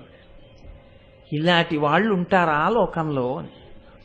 సుదేష్ణ తనలో తాను అనుకుందిట, ఆవలబొచ్చు ఆపదల కన్నిటి కోర్చి లతాంగ కూర్చి కాక ఈ వెడమాటలన్ మరలడెన్ని విధంబుల చూచి చెప్పినన్ కావలమైన వీడుతకు కార్యము వట్టునే వీనికెమ్మెయిన్ చావు నిజమ్ము మన్మధుని శాత శరంబులనైన నక్కట అందావిడ. ఆవిడంది, వీడికి మంచి చెప్పి పంపించేద్దామంటే ఎన్ని మాటలు చెప్పినా మాటలు తలకెక్కించుకునే స్థితిలో లేడు, కండ కావరంతో ఉన్నాడు. కాబట్టి ఇప్పుడు ముందు వీడిని ఇక్కడి నుంచి బయటికి పంపించేసేయాలి. ముందు ఇక్కడి నుంచి పంపితే తప్ప నేను నా నోటితో చెప్పలేక కొన్ని పద్యాలు వదిలిపెట్టేశానండి. మీరు విరాట పర్వం చదివితే సుదేష్ణ చెప్పినటువంటి కొన్ని పద్యాలు వింటే చదివిన వాడికి సిగ్గేస్తుంది. ఇంత దారుణమా కీచకుడని. అవి చదవలేక అవి చెప్పలేక నాకు నోరు రాక నేను వదిలేశాను ఆ పద్యాలు సభాముఖంగా ఎలా చెప్పడం అనిపించి. అంటే ఒక అక్క అంత పచ్చిగా విప్పి చెప్పినా వాడి తలకెక్కలేదు కాబట్టి వచ్చింది ఆ నిర్ణయానికి. వచ్చి ఆవిడంది, వీడికి ఎంత చెప్తే మాత్రం తలకెక్కుతుంది, ఎక్కదు, కండకావరంతో ఉన్నాడు, వాళ్ళ 5గురిని కూడా చంపుతానంటున్నాడు. కాబట్టి వీడిని ఇక్కడి నుంచి తొందరగా పంపించేయాలి. పంపించేయాలంటే 2 మార్గాలు ఉన్నాయి. ఒకటి, వీణ్ణి ఆమె పొందు నీకు కుదరదో చచ్చిపోతావు అని నేను గట్టిగా చెప్పి బయటికి తోయించేయడం. అక్కగారు కాబట్టి ఆవిడేం చేయలేడు. అక్కగారు అడ్డుపడుతుండగా ద్రౌపదీదేవి జోలికి వెళ్ళలేడు. కానీ వీడు మన్మథ బాణములకు చచ్చిపోతాడు. ఒకవేళ నిజంగా వీడికి ద్రౌపదీదేవి యొక్క పొందు కొరకు ప్రయత్నించి ద్రౌపదీదేవినే నేను పంపించే ప్రయత్నం చేస్తే వీడు గంధర్వుల చేతిలో చచ్చిపోతాడు. కానీ ఇక్కడ మీరు ఒక్కటి గమనించాలి, ఆవిడ ద్రౌపదీదేవి యొక్క పొందు వీడు పొందుతాడన్న మాట మాత్రం అనలేదు సుదేష్ణ. ఆవిడ పాతివృత్యం మీద అంత నమ్మకం ఉంది. కానీ ఒక్క స్వార్థపుట ఆలోచన మాత్రం వచ్చింది ఆవిడకి. నేను కానీ ఇప్పుడు సహకరించకపోతే నా భర్త మీద తిరుగుబాటు చేస్తాడు, సింహాసనం కదిలిపోతుంది. ఎందుకంటే బలాక్షుడు, నా భర్త వీడికి ఎదురు తిరిగి నిలబడలేడు. కాబట్టి నేను చెయ్యగలిగిన పని తనని తాను రక్షించుకుంటుంది. సైరంధ్రినే ఏదో విషయం మీద కీచకుడి దగ్గరికి పంపిస్తే వాళ్ళు చూసుకుంటారు. ఇది మాత్రం రాకూడని ఆలోచన. కానీ సుదేష్ణకి అప్పటికీ అంతకన్నా మంచి ఆలోచన తట్టలేదు. కాబట్టి అనిమనమున తలపోయిచు తన తమ్ముని అల్ల నెత్తి దండడి దొరగన్ చనుదించు నశ్రుపూరము కనుగవలో మృంగి కొనుచు కామిని పలికెన్. కన్నుల వెంట ధారాపాతంగా నీళ్లు కారిపోతున్నాయిట. నీళ్లు కారిపోతుండగా తమ్ముడి యొక్క 2 భుజాలు పట్టుకుని పైకి ఎత్తింది కీచకుణ్ణి. ఎత్తి మాట్లాడుతోంది. ఎందుకు ఏడవడం ఎందుకు అంటే బహుశः ఇదే ఆఖరి చూపు కీచకుణ్ణి చూడడం. ఆవిడికి తెలుసు. ఎందుకంటే ఇప్పుడు ఆవిడ ఏమి చెయ్యాలన్న దాంట్లో ఒక నిర్ణయానికి వచ్చేసింది. నేను ద్రౌపదిని పంపను అంటే వీడు మన్మథ బాణములకు చచ్చిపోతాడు. కానీ చచ్చిపోయే లోపల మా ఆయన జోలికి ఎడతాడు. కాబట్టి మా ఆయన్ని, రాజ్యాన్ని, సింహాసనాన్ని రక్షించుకోవాలి అంటే ద్రౌపదీదేవిని పంపించడం వినా మార్గం లేదు.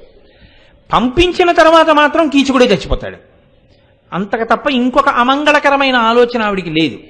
కీచకుడు చచ్చిపోతాడు కాబట్టి నేను ద్రౌపదీదేవిని పంపుతాను కాబట్టి ఇక వీడు మళ్ళీ నన్ను చూడ్డానికి రాడు కాబట్టి ఇదే వీడిని నేను ఆఖరిసారి చూడ్డాం. అయ్యో తమ్ముడు చచ్చిపోబోతున్నాడే నేను చేసిన పని వల్లే అని ఆవిడ ఏడిచింది.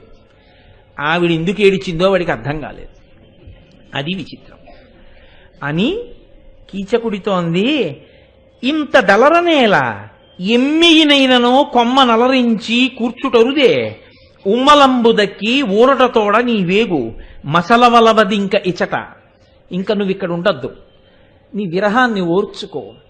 అదేం పెద్ద విషయం అనుకుంటున్నావా? సైరంధ్రి యొక్క పొందు నీకు కలిగేటట్టు చూడ్డాం. ఇంత బాధపడుతున్నావు కాబట్టి తప్పకుండా సైరంధ్రి పొందు నీకు కలిగేటట్టుగా నేను ప్రయత్నం చేస్తాను. కానీ ఇక్కడ మాత్రం ఉండకు, ఇంకా వెళ్ళిపో అంటే మాట పెరిగితే ఇంకా ఎంత ఉద్ధతికి వెళ్ళిపోతుందో అని ముందు తన భద్రత కొరకు అక్కడి నుంచి పంపించేయాలని ప్రయత్నం చేసింది. ఇప్పుడు ఆసవమునకని నీదు నివాసమునకు దినములో నీ అవశ్యంబు నేనా సుదతిం బుత్తెంతు నిజాసక్తి ఫలింప గొరలు అభిమత కేళిన్. నువ్వు ఎక్కువసేపు వేచి ఉండక్కర్లేదు కూడా. నేను కొంచెం సేపట్లో నాకు మదిర తాగాలని ఉంది అని చెప్పి ఒక పాత్ర ఇచ్చి ద్రౌపదిని నీ యొక్క భవనానికి పంపిస్తాను. అప్పుడు నువ్వు ఎటువంటి సుఖాన్ని కోరుకుంటున్నావో ఆ సుఖాన్ని సైరంధ్రితో కలిసి అనుభవించు. ఇక్కడ మాత్రం ఉండక, ఇక్కడి నుంచి వెళ్ళిపో అని చెప్పి. అంటే ఆమె దేనికి ప్రాధాన్యత ఇచ్చింది అంటే కేవలము తన భర్త, తన బిడ్డలు, తాను, తన రాజ్యం, తన భద్రత ఇవి చూసుకుంది. 5 భర్తలు ఉన్నారంది కనుక తన భర్తని రక్షించుకోవడం తన ధర్మం, వాళ్ళ భార్యని రక్షించుకోవడం వాళ్ళ ధర్మం. వాళ్ళ భార్యని రక్షించుకునే ప్రయత్నంలో కీచకుడు పోతే నా తప్పు లేదు. ఎందుకంటే నేను చెప్పవలసిన మాటలు చెప్పాను, వాడు వినలేదు. కానీ నేనిప్పుడు నేనే ద్రౌపదిని రక్షించే ప్రయత్నం చేశా. ద్రౌపది అన్న ఆలోచన ఆవిడికి లేదుగా, సైరంధ్రి అని. సైరంధ్రిని నేను రక్షించే ప్రయత్నం చేస్తే నా భర్తకి, నా బిడ్డలకి, నాకు, ఈ సింహాసనానికి, ఈ పదవికి ప్రమాదం వస్తుంది. నా అంత నేను ప్రమాదం తెచ్చుకునే కన్నా ఆవిడ్ని ప్రమాదంలోకి ఎందుకు నెడుతున్నాను? ఆవిడ భర్తలు ఆవిడ్ని రక్షించుకుంటారు, అది వాళ్ళ కర్తవ్యం. కాబట్టి ఆవిడ్ని పంపించేస్తే ఓ గొడవ వదిలిపోతుంది. వీణ్ణి ముందు ఇక్కడి నుంచి పంపించేయచ్చు, మాట తప్పినట్టు ఉండదు. అందుకని నువ్వు ఇందుకెళ్ళు అని నేను చెప్పి పంపను. అలా చెప్పి పంపిస్తే నేను తప్పు చేసిందాన్ని అవుతాను.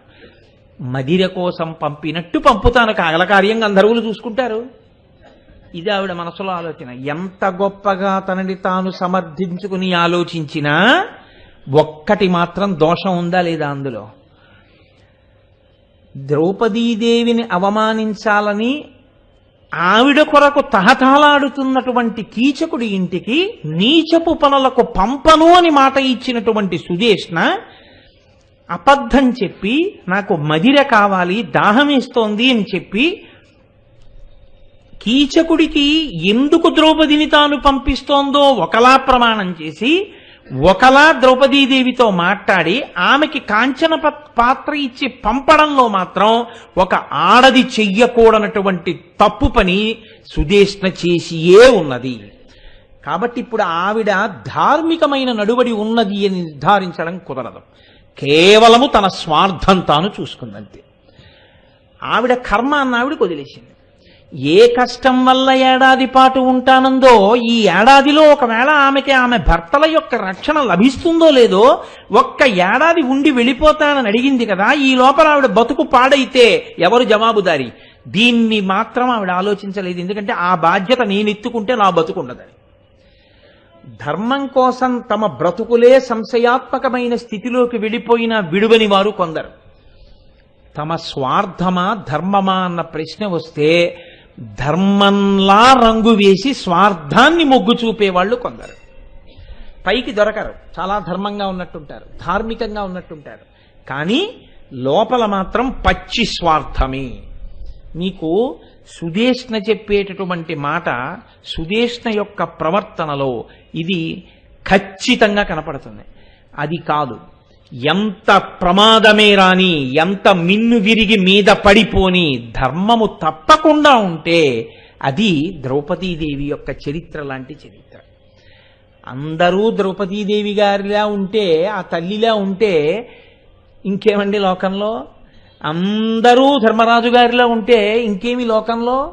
కాబట్టి మన ప్రవృత్తులలో స్థాయి భేదాలుంటాయి. కనీసం అంతవరకు మంచిని ఆలోచించింది అని మనం సంతోషించవలసి ఉంటుందేమో.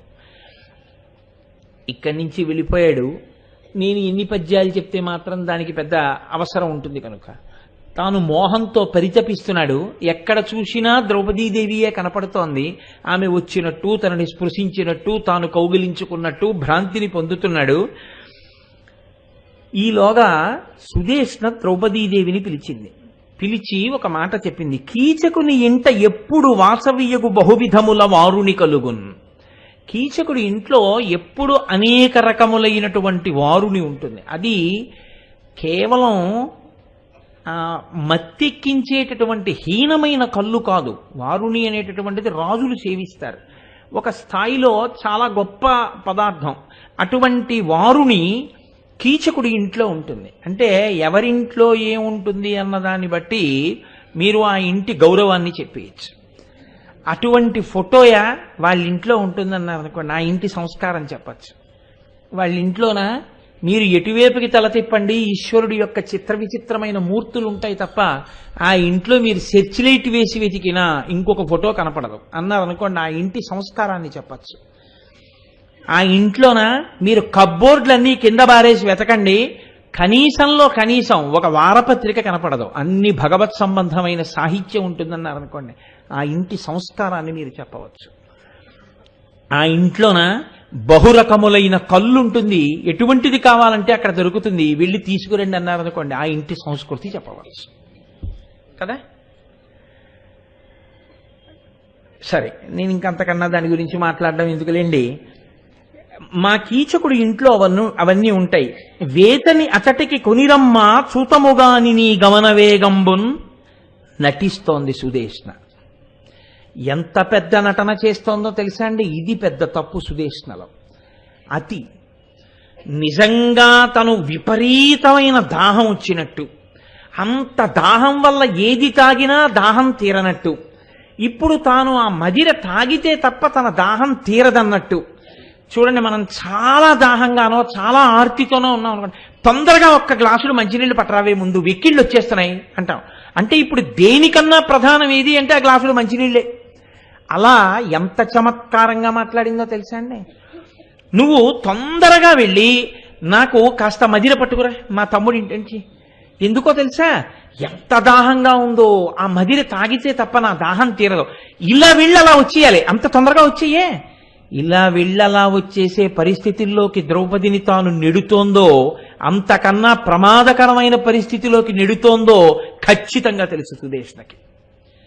తెలిసి తనకేమీ తెలియదన్నట్టు, తను చాలా పవిత్ర గృహానికి పంపిస్తున్నట్టు, కేవలం ఏదో ఒక దేవాలయానికి పంపిస్తున్నట్టు అంత అందంగా మాట్లాడింది. అంటే పూర్తిగా తానిచ్చిన మాట నిలబెట్టుకుని తన మాట భంగపాటు అయితే విలంబమును ఓర్చుకోలేక పెద్ద పులిలా వచ్చి మీద పడిపోయేటటువంటి కీచకుడి ఉద్ధతిని ఊహించుకుని ఆ పరిస్థితి రాకుండా ఉండడానికి ఎంత తొందరగా మాట్లాడడానికి వీలు లేకుండా చేసి ద్రౌపదీదేవిని ఆయన మందిరానికి పంపిద్దామా అన్న తహతహే తప్ప దాని వలన ఆవిడ పడేటటువంటి ఇడుముల గురించి కానీ ఆవిడ చెప్పే మాటలలో కష్టాన్ని కానీ వినడానికి సుదేష్ణ సిద్ధంగా లేదు. ఇది మనకే ఇంత స్పష్టంగా తెలిస్తే మహాపతివ్రత రాణి కళ్ళెదురుగుండా ఇంత అవమానించిన వాడి ఇంటికి వెళ్ళమని ఆమెయే పిలిచి చెప్తే ఇప్పుడు తాను చెప్పినా ఇహ సుదేష్ణ వినే స్థితిలో లేదని, ఎంత ఏడ్చినా వినదని ద్రౌపదీదేవికి అర్థం కావడం పెద్ద కష్టమా? ఆవిడంత అమాయకురాలా? తెలీదా? తెలుసు. కాబట్టి ఇప్పుడు నువ్వు వెళ్ళు అంది. అంటే ఆవిడంది ద్రౌపదీదేవి, సాధుల సేరి నిమ్మిగ నిజస్థిర వృత్తము దుష్టకోటిచే బాధలు పొందకుండా తమ పాల వసించిన పెద్దవారు దిక్కై ధరించి వారుకొక ఆపద పుట్టక ఉండగాచుటప్పే ధర కీర్తికెక్కదే అపాయము చేసిన నింద పుట్టదే. సరి అయినటువంటి నడవడి కలిగినటువంటి వారు, ధర్మమును అనుష్ఠించాలనేటటువంటి పూనిక ఉన్నవారు, పాపముతో కూడిన జీవనము చెయ్యకూడదనేటటువంటి పట్టుదల కలిగినటువంటి వారు ప్రయత్నపూర్వకంగా కోరి మంచివారని నమ్మి ఒకరి దగ్గర ఆశ్రయాన్ని పుచ్చుకుని ఇక్కడ మన రోజులు చక్కగా వెళ్ళిపోతాయని నమ్మి ఉండగా అటువంటి వారికి ప్రమాదము కలిగేటటువంటి పనిని ఎవరు ఆశ్రయం ఇచ్చారో వాళ్ళు చేస్తే వాళ్ళ పాపపు నడుబడిని లోకము గమనించి గుర్తించి వాళ్ళకి అపకీర్తి వచ్చేటట్టుగా మాట్లాడుకోదా అని అడిగింది ఆవిడ. ఇదొక్కటి చాలదండి. ఈనాడు నేను సుదేష్ణ గురించి దీనికి ముందు ఈ మాట అన్నాను అంటే నేను కాదు, మహాభారతం ఈ భూమండలం ఉన్నంత కాలం ఉంటుంది, లోకం ఉన్నంత కాలం ఉంటుంది. ఉన్నన్నాళ్ళు ఎన్నాళ్ళు విరాట పర్వం చెప్పుకుంటే అన్నాళ్ళు సుదేష్ణనే ఆ మాటే అంటారు అందరూ. కాబట్టి నువ్వు ఇలా అనొచ్చా అని అడిగింది. ఇంకా ఇంతకన్నా అడగడానికి ఇంకొక మాట ఉండదు, 100 మాటలు అక్కర్లేదు, ఒక్క మాట చాలు. అందున నేను అందుకే మీతో మనవి చేశా, ధర్మరాజు ధర్మరాజే, ద్రౌపదీదేవి. వాళ్ళిద్దరితో మాట్లాడడం చాలా కష్టం. వాళ్ళిద్దరూ మాట్లాడుకుంటే ఇంకా గమ్మత్తుగా ఉంటుంది. అంత గొప్ప గొప్ప వ్యక్తులు వాళ్ళు, అటువంటి మాటలు మాట్లాడతారు. ఎవ్వరేని ఇంటికి దియేనొకటికి నన్ను పంపదగునే, నిన్ను నాడ గొలుచునెడా అనుజ్ఞగొననే, నీచములగు పనులకేను జాల కునికి చెప్పే. ఎవరి ఇంటికి పడితే వాళ్ళింటికి ఏ పని మీద పడితే ఆ పని మీద ఎంత నీచపు కార్యానికి పడితే అంత నీచపు కార్యానికి నన్ను పంపించచ్చా? నేను నీ దగ్గర కొలువులో చేరేటప్పుడే నేను పరుల ఇంటికి వెళ్ళను, నీచపు పనులు చెయ్యను అని నీకు చెప్పలేదా? నువ్వు అంగీకరించి నాకు కొలువివ్వలేదా? ఈనాడు మాట తప్పి నన్ను కీచకుడి ఇంటికి వెళ్ళి మదిర తీసుకురమ్మని పాత్రనిచ్చి ఎలా పంపిస్తున్నావని అడిగింది. అడిగితే యథార్థమునకు ఈ ప్రశ్నలకి త్రికరణ శుద్ధిగా జవాబు చెప్పగలిగిన స్థితిలో సుదేష్ణ ఉన్నదా? సుదేష్ణని వదిలిపెట్టేయండి, ఆవిడేం చెప్తుంది మీరు వదిలేయండి. ఏం చెప్తుందో ఏదో ఒకటి చెప్పాలి, చెప్తుంది. కానీ ద్రౌపదీదేవి అడిగిన ప్రశ్నలకి త్రికరణ శుద్ధిగా జవాబు చెప్పగలిగిన స్థితిలో ఇవాళ సుదేష్ణ నిలబడి ఉన్నదా? మీకు తెలుసు, లేదు. ఎందుకు లేదు? ఆవిడ ధర్మాన్ని వదిలేసింది, తన స్వార్థాన్ని చూసుకుంది, అంతే, ఖచ్చితంగా అంతే చూసుకుంది ఆవిడ. కాబట్టి ఇప్పుడు ఎంత గమ్మత్తుగా మాట్లాడిందంటే, అక్కట నేను వేట్కపడి ఆనెడు నాసవ మర్దిదేరా ఉండొక్క నికృష్టపంచుటకు ఓపక చెప్పిన దీని నీవు గోసెక్కగసేసి నిన్ను అతిహీన విధానం యుక్త చేతగా నిక్కమ ఉమ్మలించి ఇది నెయ్యము తీయము కల్మియే సఖి. ఎంత తేనె పూసిన కత్తిలా మాట్లాడిందో చూడండి. సఖి అంది, సైరంధ్రి అనలేదు. సఖి అంటే ఓ స్నేహితురాలా, మనసెరిగినదానా. స్నేహమునందు మాధుర్యం ఉంటుంది, తీయదనం ఉంటుంది. వాళ్ళని చూసేటప్పటికే ఒక ఆనందపు పొంగు ఉంటుంది, ఒక సంతోషం ఉంటుంది. నీతో నేను ఇన్నాళ్ళు అలా ఉన్నాను, నువ్వు నాకు సఖివి అని నమ్మాను. నా కష్టం నీ కష్టం, నా సుఖం నీ సుఖం అనుకున్నాను. తాగవలసినది మదిర కదా, ఎవరో నీచమైన వాళ్ళని వెళ్ళి మదిర తెమ్మనడం ఎందుకు? నువ్వు వెళ్ళి పట్టుకొస్తే ఆ మదిర నేను తాగాలి కదా అని నిన్ను వెళ్ళి మదిర తెమ్మన్నాను. నేను పంపకూడని ఇంటికి పంపానా? నా తమ్ముడింటికే కదా నిన్ను పంపిస్తున్నాను. నేను కట్టుబాటు తప్పానా? ఎవరైనా వీధవతల ఎక్కడో ఉన్నటువంటి నీకు తెలియని ఇంటికి వెళ్ళమన్నానా? నా తమ్ముడు నీకు తెలియడా? నిన్ను లోకం తెలిసినది కాదా అంది. అంటే నీ పాతివ్రత్యం తెలియదా? నీ జోలికి ఎవరు వస్తారు?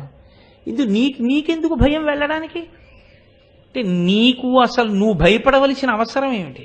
అంటే ఇప్పుడు ఈ వాదన పెరిగిందనుకోండి, మీ తమ్ముడు అలా ప్రవర్తించాడు కదంటే మరి నిన్ను నీ పతులు కాపాడతారన్నావుగా, ఏం కాపాడరా అంటే కాపాడతారు అందనుకోండి, అయితే మరి భయం ఎందుకు అంటుంది.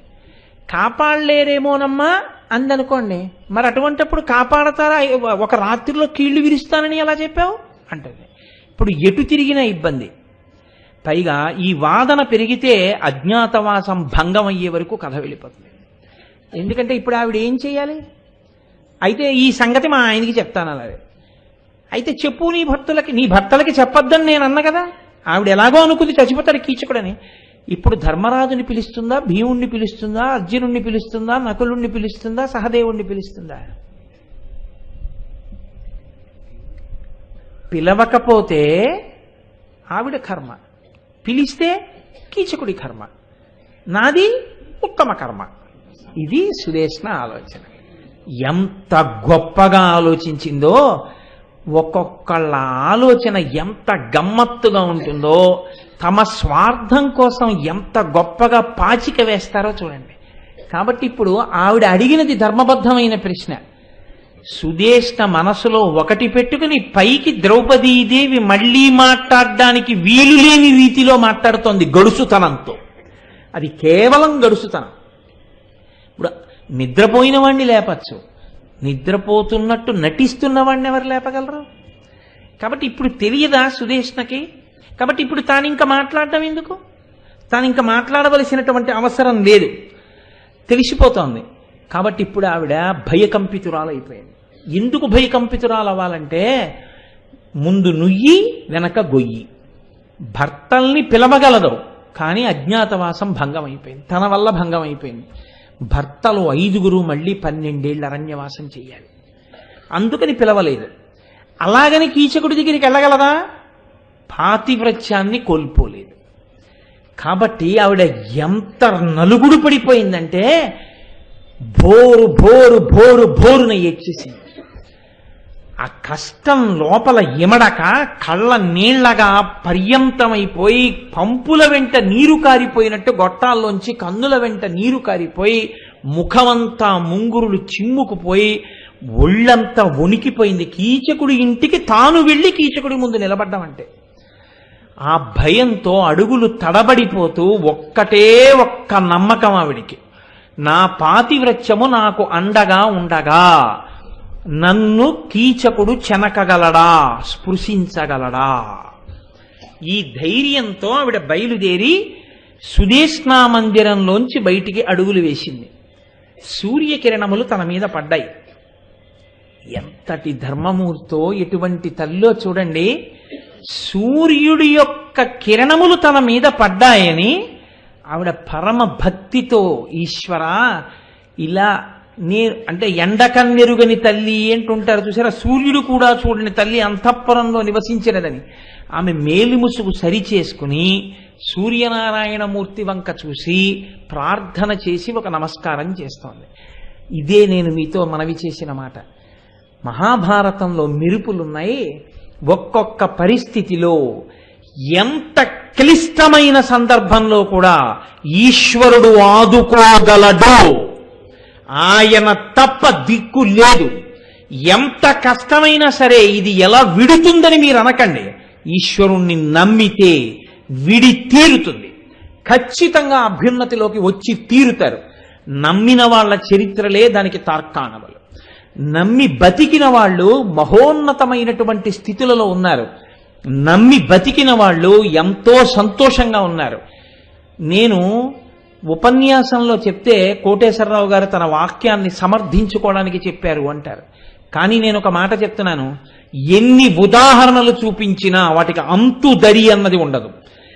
ఎంత కాలం దీనికి ఉదాహరణలు చెప్పనివ్వండి, ఆ ఉపన్యాసానికి అంతుండదు. ఈశ్వరుణ్ణి నమ్మితే ఆయన పరిష్కరించలేని సమస్య లేదు అన్న ఒక్క మాటని నువ్వు సమర్థిస్తూ మాట్లాడు, ఆ ఉపన్యాసం ఎన్ని సంవత్సరాలు చెప్పినా తరగదు.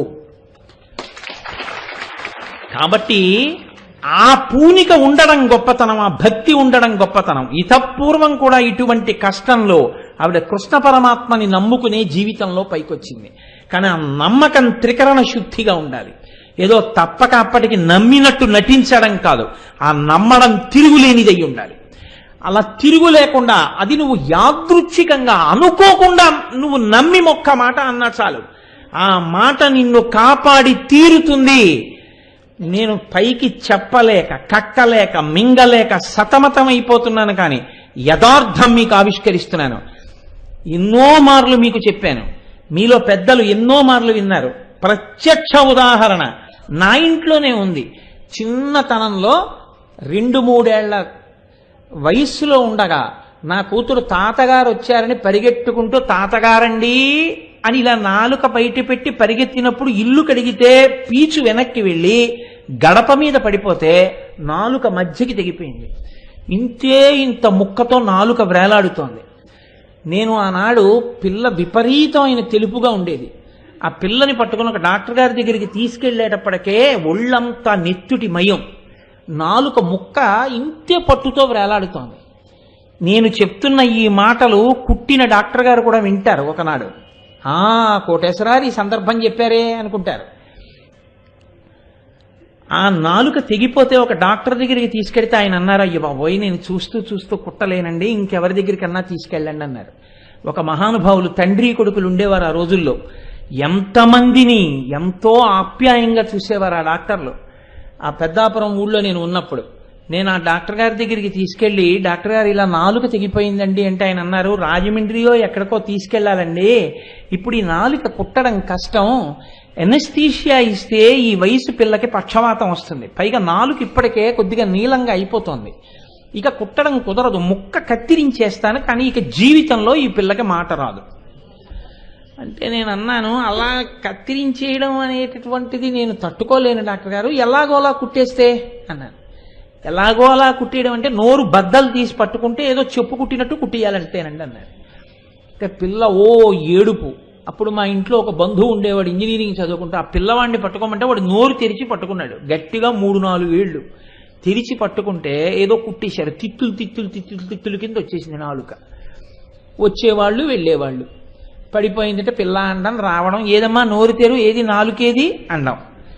అది భయపడిపోయి అసలు నోరు తెరవడం మానేసింది. నోరు తెరిచి మాట్లాడకపోతే పర్లేదు, తాగడం ఎలా తినడం ఎలా. 3 రోజులు అయ్యేటప్పటికీ పిల్ల ఇలా అయిపోయి చిక్కి శల్యం అయిపోయి ఏడుపు కూడా మానేసి కోడిపెట్ట అరిచినట్టు అరిచేది. నేను మనసులో నిర్ధారణ చేసుకున్నాను, ఈ పిల్ల మనకి దక్కదు, ఇది వెళ్ళిపోతుంది అని. ఒకనాటి రాత్రి పడుకుని ఉండగా పిల్ల కుయ్యో కుయ్యో అంటోంది. ఏమిటా అని లేచి చూస్తే దాని నాలుకకి అడ్డంగా అనిపించి కుట్టిన నరం బట్టుకు లాగేసింది. లాగేస్తే ఆ నాలుకకు ఉన్న నరం ఊడిపోయి మళ్ళీ ఆ ముక్క ఊడిపోయి అది వేలాడుతోంది. మళ్ళీ నెత్తుటి వరద. చిత్రం ఏమిటంటే ఆ స్థితిలో తప్ప ఏడుపు కూడా లేదు. అంటే అప్పటికే అది ఆ స్థితిలోకి వెళ్ళిపోయింది. నేను ఆ పిల్లని ఎత్తుకుని రాత్రి 1:00-2 మధ్యలో మళ్ళీ ఆ డాక్టర్ గారు తలుపు కొడితే ఆయన పాపం నిద్రలో లేచి వచ్చన్నారు, ఇంకెందుకు కోటేశ్వరారు, ఇంకా నాలుక అంటుకోదండి, ఎందుకు ఈ పరిశ్రమ, ఇంతకన్నా పిల్ల ఏమైనా కొంచెం తినడం తాగడం జరుగుతుందేమో, కత్తిరించేద్దాం ముక్కన్నారు. మీకు ఎలా తోస్తే అలా చేసేయండి డాక్టర్ గారు అన్నారు. ఎందుకంటే ఇంకా అది బతుకుతుందన్న ఆశ నాకు లేదు. మళ్ళీ పాపం ఈ పిల్లాడే వచ్చాడు, మళ్ళీ నోరు తెరిచి పట్టుకున్నాడు, మళ్ళీ తిత్తులు కింద మళ్ళీ కుట్టేశారు. ఆయన ఎందుకో ముక్క కత్తిరించేస్తానన్న ఆయన కుట్టేశారు. కుట్టేస్తున్నప్పుడు పిల్లకి తెలివితో ఉండగా కుట్టేస్తున్నారు. నేను ఆ బయటే కూర్చున్నాను, రాత్రి 1 వేళ ఎవరు లేరు, నిషీధి. పిల్ల ఏడుపు కుయ్యమంటూ చెవుల్లో పడుతోంది. నా ప్రయత్నం లేకుండానే నా కన్నుల వెంట ధారల కింద నీళ్లు కారిపోతున్నాయి. నేను ఇలా తలెత్తి చూసేటప్పటికి ఇంతంత మీసాలు పెట్టుకుని సత్యనారాయణ స్వామి కనపడ్డాడు అని. నేను ఆ నవ్వుతున్న ఆయన్ని చూసి, ఏమిటా వెకిలి నవ్వు, ఏమిటా మీసాలేదు, దేనికి, ఏమి సాధించానని. నీవు ఈశ్వరుడవు కనుక, సర్వసమర్థుడవు కనుక, పుట్టినదాదిగా నిన్ను నమ్మి ఉన్నాను కనుక నిన్ను నేను ఒక వరం అడుగుతున్నాను. నీవు ఈశ్వరుడవు, నువ్వు చెయ్యలేనిది ఒకటి ఉంటుందని నేను అనుకోవట్లేదు. నీవు అనుగ్రహించగలిగితే నా కూతురు నాలుకని కృపచేయి. నేను ఆమె పడుతున్న బాధని, నా శరీర బాధ అంత పడకపోయినా ఒకలా పడతాను. పెద్దాపురం నుంచి అన్నవరం కొండకి నేను కాలినడకనొస్తాను, వచ్చి నీ దర్శనం చేసుకుంటాను. నా కూతురు నాలుకని మళ్ళీ కృప చెయ్యను. మీరు నమ్మండి నమ్మపోండి, 2 రోజుల తర్వాత పిల్ల కొంచెం తాగేది, కొద్దిగా అన్నం తినేది. ఒక 10 రోజులు పోయిన తర్వాత నేను ఎన్నడూ ఆ నాలుక వంక చూడలేదు, భయం చేత. అదని మాట రాదు సరిగ్గానని. డాక్టర్ గారి దగ్గరికి తీసుకెళ్తే ఆయన కూడా ఎలా ఉంటుందో ఏమిటో అని, ఏదమ్మా ఆను అన్నారు. చక్కగా సంతోషంగా అంది. ఆయన నాలిక చూసి తెల్లబోయారు. కోటేశ్వరారు, తెగిపోయిన నాలుక ఈ పిల్లదే అన్నారు. ఈ పిల్లదేనండి అన్నాను. ఆశ్చర్యం కోటేశ్వరారు, కుట్లిప్పడానికి లేదు, నాలుక అంటుకుపోయింది నరంతో సహా అన్నారు. నేను పరమ పవిత్రమైన అయ్యప్ప స్వామి దేవాలయ ప్రాంగణ వేదిక మీద భారతం చెప్తున్నాను ఈ ఘట్టం. మీకు ఎన్నో మార్లు చెప్పాను కూడా.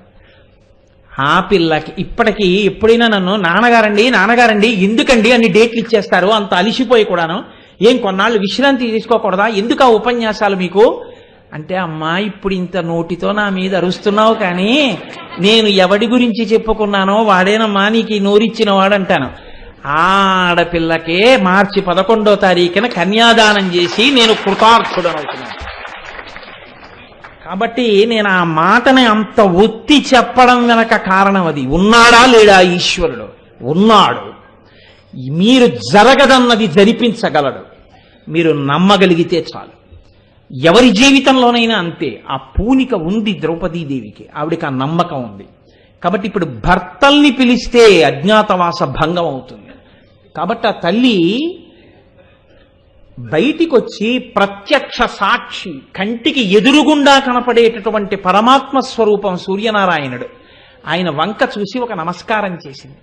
చేసి ఆ తల్లి అంది, పాండుపుత్రులకేను తప్పని మనంబు కలుగుదానన ఏనివో కమలమిత్ర, కీచకుని దశనన్నొక కీడు తెరువు ఒరయకుండగ రక్షింపు కరుణతోడా. నా మనసు పాండవులయందే ఉన్నది నిజమైతే, నేను పతివ్రతనైతే, ఓ సూర్యనారాయణ భగవన్, నేను కీచకుని చేత ఏ విధమైనటువంటి అపవిత్రమైన స్థితిని పొందకుండుగాక, నా శీలము నిలబడుగాక, నీవు నన్ను రక్షించదవుగాక అని నమస్కారం చేసి బయలుదేరింది. ఇదే నమ్మకం, ఈశ్వరుడు ఉన్నాడు అని నమ్మకం ఇప్పుడు ఆవిడికి. వెంటనే సూర్యనారాయణమూర్తి అన్నాడు, ప్రచ్ఛన్న రూపంలో కంటికి కనపడకుండా ద్రౌపదీదేవి వెనకాతలే వెళ్ళు, ఆమె జోలికొస్తే కీచకుణ్ణి తోషవతల పారాయమని ఒక రాక్షసుణ్ణి పంపాడు. ఇప్పుడు ద్రౌపదీదేవినే అనుగమించి వస్తున్నాడు ఆ రాక్షసుడు. కంటికి కనపడకుండా ఆమె పక్కనే వస్తున్నాడు. ఆయన వస్తున్నాడన్న విషయం ద్రౌపదీదేవికి తెలియదు. ఆవిడకున్న నమ్మకం ఏమిటి? ఈశ్వరుడు ఉన్నాడు, నన్ను కాపాడతాడు. ఇప్పుడు ఆవిడ లోపలికి వెళ్ళింది. ఒక్కటే మాట అంది ఆవిడ. అప్పటికే భ్రాంతిలో ఉన్నాడు. ఎటు చూసినా ఆయనకి ద్రౌపదీదేవే కనపడుతోంది. మదిర పోయించండి, త్వరగా వెళ్ళిపోవాలి. ఆ మాట విని ఇటు చూశాడు. ఓ ద్రౌపది వచ్చావా? ఎవరికి మదిర? నీ అక్కగారు తీసుకురమ్మన్నారు తొందరగా, నేను వెళ్ళిపోవాలి ప్రభు, మదిర పోయించండి. మీ అమ్మగారి దాహం తీర్చాలనంత ప్రయత్నిస్తున్నావే, నా కామదాహం కూడా నువ్వు తీర్చాలన్నాడు. మన్మథ బాణములకు చచ్చిపోతానన్నాడు. ఇంకా ఎన్ని బేల మాటలు మాట్లాడాలో, ఎన్ని అసహ్యకరమైన మాటలు మాట్లాడాలో అన్నీ మాట్లాడాడు. అవన్నీ చెప్పక్కర్లేదు, మీరు ఎప్పుడైనా చదువుకుంటే చాలు. కాబట్టి ఇన్ని మాటలు చెప్పి వేరొకరు తీసుకెళ్లి ఆ పాత్రతో మదిర మా అక్కకిస్తారు, నువ్వు లోపలికొచ్చి నా పాన్పు చేరన్నాడు. ఆమె వణికిపోతూ, మీరు మదిర పోయిస్తారా, నన్ను వెళ్ళిపోమ్మంటారా అని అడిగే లోపల సింహబలుడై ఆవిడ మీదకి దూకి ఆవిడ్ని ఒడిసి పట్టుకునేటటువంటి ప్రయత్నం చేశాడు. మదిర సుదేష్ణపాలికొక మాత్రన పుచ్చెద ఒడ్ల చేత నింపొదవెడునట్టి దీని చవి యుల్లము సొక్కగా నానుమీవు, నీ వదన సరోజ సౌరభమవారణ నన్నును గ్రోలనిమ్ము, బిట్టిదుడగు కాముతూపుల దుడింబడకుండగగావు మిత్తరిన్. వేరొకరికిచ్చి మదిర పంపిస్తాను, కానీ నువ్వు ముందు ఇక్కడ ఉన్న ఈ మదిర తాగి ఈ పాన్పు చేరు. నీ ముఖం అనేటటువంటి పద్మంలోంచి వచ్చే వాసనలు నా ముఖాన్ని దగ్గరగా పెట్టి ఆగ్రాణించాలని తమకంతో ఉన్నాను, రా అని ఒక్కసారి మీదబడి ఆవిడ్ని పట్టుకోబోయాడు. ఆవిడ్ని పట్టుకున్నాడు ఆవిడ చేతిని. కానీ నిజంగా అంత బలవంతుడైన కీచకుణ్ణి విదల్చగలిగినటువంటి శక్తి ద్రౌపదీదేవికి లేదు. రాక్షసుడు వెనక రక్షణగా ఉన్నవాడు ఆమె చేతిని ఇలా విదిల్చేటప్పటికి ఆవిడ చేతి యందు శక్తిగా మారాడు. ఆ శక్తికి కీచకుడు త్రుళ్ళిపడి అవతలకి తొలగద్రోయబడ్డాడు. వెంటనే ద్రౌపదీదేవి అంతటి మహాతల్లి రాచవీధిలో పరిగెడుతూ ఎక్కడికి పారిపోవాలో దిక్కు తోచక వీధుల వెంట పరిగెడుతుంటే, నిన్నెవరు రక్షిస్తారు, నేను నిన్ను బలాత్కారంగా అనుభవిస్తానని వెంట పరిగెడుతున్నాడు. అదృష్టవశాత్తు అక్కడ విరాట్ రాజు గారు కొలువు తీర్చి ఉన్నారు. ఆవిడ సభలోకి పరిగెత్తింది. చరిత్రలో తల ఉంచుకోవలసినటువంటి సందర్భం, మాటలతో చెప్పడానికే చాలా బాధాకరమైనటువంటి సన్నివేశం. ఎంత దారుణంగా ప్రవర్తించాడంటే,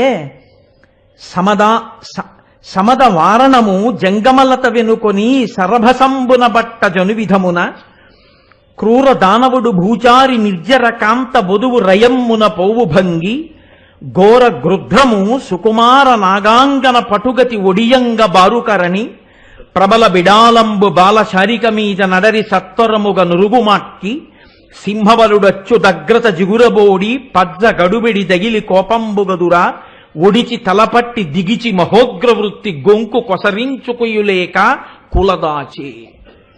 పరిగెత్తి పరిగెత్తి పరిగెత్తి వెంబడించి ముందుకి పరిగెత్తుకుంటూ వెళ్ళిపోతున్నటువంటి ఆ ద్రౌపదీదేవిని విరాట్రాజు గారి సభాప్రవేశం చేసి ఉన్నదాన్ని ఒక ఏనుగు వెళుతూ ఒక పూలతీగని ఎలా లాగి విసిరి పారేస్తుందో అలా ఒక రాక్షసుడు భూలోకం మీద సంచరిస్తున్న దేవకాంతని ఎలా పట్టుకుంటాడో అలా ఒక గ్రద్ద సుకుమారమైనటువంటి ఒక పాము పిల్ల వెడుతుంటే దాన్ని ఎలా ఎత్తుకుపోతుందో అలా ఒక గండు పిల్లి గోరువంక పిల్ల మీద ఎలా పడి దాడి చేసి కొరుకుతుందో అలా మీద పడి జుట్టు పట్టి వెనక్కి లాగి తన్ని కింద పడదోశాడు. కింద పడిపోయినటువంటి ద్రౌపది ఏమో అంత నిండు సభలో ఎంత జరగరాని వర్ణించరాని ఎంత అసహ్యకరమైన సన్నివేశము జరిగి ఉండేదో ఆ తర్వాత. అదృష్టవశాత్తు వెంబడిస్తున్నటువంటి రాక్షసుడు మళ్ళీ కీచకుణ్ణి తోసేశాడు. తోసేస్తే వాడు దూరంగా పడి లేచాడు. ఇత పూర్వం ఎన్నడూ ఇలా సభాముఖంగా అవమానింపబడిన వాడు కాడు కనుక బుసలు కొడుతూ విపరీతమైన కోపంతో ఈ సభలోనే నేను బలాత్కరిస్తే ఏం జరుగుతుందన్నట్లు నిలబడ్డాడు. నిలబడితే ఆ తల్లి ఏమి చెయ్యాలి అన్నది అర్థం కాని స్థితిలో అదే సభలో కింద పడిపోయినటువంటి ద్రౌపదిని ధర్మరాజు గారు చూశారు, విరాట్ రాజు గారు చూశారు, సభలో ఉన్నటువంటి వారందరూ చూశారు. ఆ రోజు సభకి వచ్చి కూర్చున్న భీమసేనుడు చూశాడు. ఒక్కరు ఇలా తలెత్తి కీచకుడి వంక చూసి ఇలా అన్నవాళ్ళు లేరు. అందరికీ భయమే.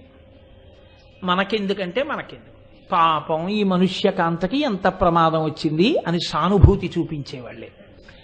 భీమసేనుడు మాత్రం వణికిపోతూ మహాభయంకరమైన స్వరూపంతో కండలదిరిపోతుండగా కులపర్వతం లేచి నిలబడితే ఎలా ఉంటుందో అలా లేచి నిలబడి పళ్ళు పటపట కొరుకుతూ ఇలా పూచి కాయలతో పళ్లతో ఉన్న ఒక చెట్టుని చూసి కనుబొమలెగరేసి విరాట్ రాజు వంక కీచకుడి వంక ఇలా చూపించి ఇలా ధర్మరాజు గారి వంక చూశాడు. అంటే ఈ చెట్టు పీకి ఒక దెబ్బతో రాజుని ఒక దెబ్బతో కీచకుడిని చంపేస్తాను. సభలోకి వచ్చి ద్రౌపది పడితే తప్పని మాట్లాడ్డా ఇంత పెద్ద రాజు, సింహాసనం పోతుందని భయమా పిరికి పందకి, ఇంత దారుణంగా కులకాంత వెంటపడి తీసుకొచ్చి తన్ని కింద పడేస్తాడా, ఇప్పుడే చంపేస్తానని చూశాడు. మీరు చాలా జాగ్రత్తగా ఆలోచించండి. ఇప్పుడు మాట్లాడండి అంటే ఎవరైనా ఏం మాట్లాడతారు? కింద పడిపోయి ఉన్న భార్య, వణికిపోతూ ఊగిపోతున్న భీముడు, ఒక్క మాట బయటపడితే సభలోనే అజ్ఞాతవాసం భంగపాటు. ఒక్క మాట ఎక్కువ మాట్లాడితే నేనుండగా నువ్వెవరనే రాజు. గదమా ఇద్దామంటే పౌరుష ప్రతాపములు లేక కీచకుడి చేతిలో కీలుబొమ్మగా మిగిలిపోయినటువంటి ప్రభువు, ఆవేశంతో నిలబడిన కీచకుడు, అనునయించడానికి తిన్నగా భీమసేన అని ఉపాయం చెప్పడానికి అవకాశం లేని సభ. దీన్ని నిభాయించి ముందు భీముణ్ణి కూర్చోబెట్టాలి. ఇది ధర్మరాజు అంటే. ఇంతటి ధర్మరాజు మహానుభావుడు భీముడి వంక చూసి ముందన్నాడు, వలలుండెక్కడ చూచే ఉండెడనసేవ్య అసేవ్యక్ష్మాజముల్ పుట్టవే ఫలితంబై వరశాఖలొప్పగా అనల్ప ప్రీతి సంధించుచున్ విలసఛాయ నుపాశ్రిత ప్రతతికిన్ విశ్రాంతి కావింపగా కల ఈ భూజము వంటకట్టీలకై ఖండింపగా నేటికిన్.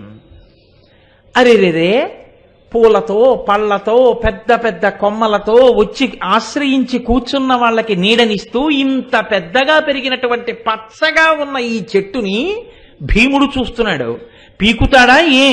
వంట కట్టియలకి వంట చెరుకుకి ఇంతకన్నా మంచి ఇంకో చెట్టు దొరకలేదా? ఇంకొక పనికిరాని చెట్టు లోకంలో లేదా? ఆ చెట్టును వెతుక్కోవాలి కానీ ఈ చెట్టును పీకడం అన్నాడు. అర్థమైంది భీమసేనుడికి. ఓహో, చెట్టు పీకవద్దంటున్నాడు, ఇప్పుడు ఏమీ చెయ్యొద్దంటున్నాడు. కానీ మహానుభావుడు భీముడు ఎలా అణుచుకున్నాడో ఆ కోపాన్ని అణుచుకుని కూర్చున్నాడండి మాట్లాడకుండా. ఆయన ఉద్దేశం పూలతో పళ్లతో, అంటే కొడుకులతో, చక్కగా కూతురుతో, బంధుగణంతో, అన్నదమ్ములతో, సైన్యంతో ఆశ్రయించిన వారికి నీడనిస్తూ మన అజ్ఞాతవాస భంగం కాకుండా, అప్పటికి 11 నెలలు అయిపోయి ఇంకొక నెల ఉంది, అజ్ఞాతవాస భంగం కాకుండా మనని జాగ్రత్తగా కాపాడుకొస్తున్నటువంటి నీడనిస్తున్న ఈ చెట్టే విరాట్ రాజు.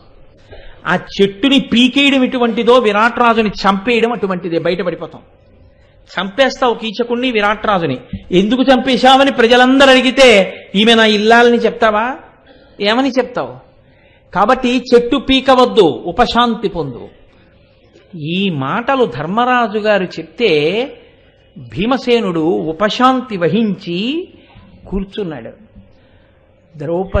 ద్రౌపదీదేవి కూడా, ఎందుకంటే ఒక మంగళకర వాక్యం చెప్పకుండా ఉపన్యాసాన్ని పూర్తి చెయ్యకూడదు. ఇప్పుడు నేను దీన్ని సరి అయిన స్థితి వరకు దాటించడం అనేటటువంటిది ఇవాళ రాత్రంతా శివరాత్రి చేసి చెప్పినా కీచక సంహారం వరకు నడవదు. కనీసంలో కనీసం భీముడు నీకెందుకు ద్రౌపదిని చంపేస్తానులే అని చెప్పేంత వరకు నడవదు. వినా నాకు మార్గం లేదు, ఎందుకంటే ఆ తరువాతి ఘట్టం అటువంటిది. కాబట్టి ధర్మరాజ భీములిద్దరూ సభలో చూశారు కాబట్టి పర్వాలేదని కొంత ఉపశాంతిని ద్రౌపదీదేవి బహుశః పొంది ఉన్నది అన్న ఒక మంగళకర సన్నివేశం దగ్గర ఆవిడ ఆపాటి శాంతిని పొంది ఉన్నది అని నేను ప్రకటనంగా అంటూ, భర్తల్ని చూసినప్పుడు ఏ స్త్రీకైనా సంతోషమే కనుక ఆవిడ అలా పొంది ఉంటుంది అన్న ఊహ చేత ఒక మంగళకరమైన స్థితిని కల్పించి నేటి ఉపన్యాసాన్ని పూర్తి చేస్తూ రేపు సాయంకాలం 6:30 ఈ కీలక సన్నివేశంలో మాట్లాడడం, దీన్ని ఎలా దాటుకొస్తారు, దీన్ని ఎలా దాటడం, ద్రౌపదీదేవి మాట్లాడడం, ధర్మరాజు గారు మాట్లాడడం, ద్రౌపదీ ధర్మరాజులు మాట్లాడుకోవడం, ఒకరికి ఒకరిని తెలియకుండా మాట్లాడుకోవడం ఎంత గమ్మత్తుగా ఉంటుంది. ఏమి పాతివ్రత్యం, ఏమి సనాతన ధర్మం, ఏమి వైభవం. రేపటి రోజున దాని గురించి కృష్ణ పరమాత్మ పలికించిన మేర పలుకుతాను.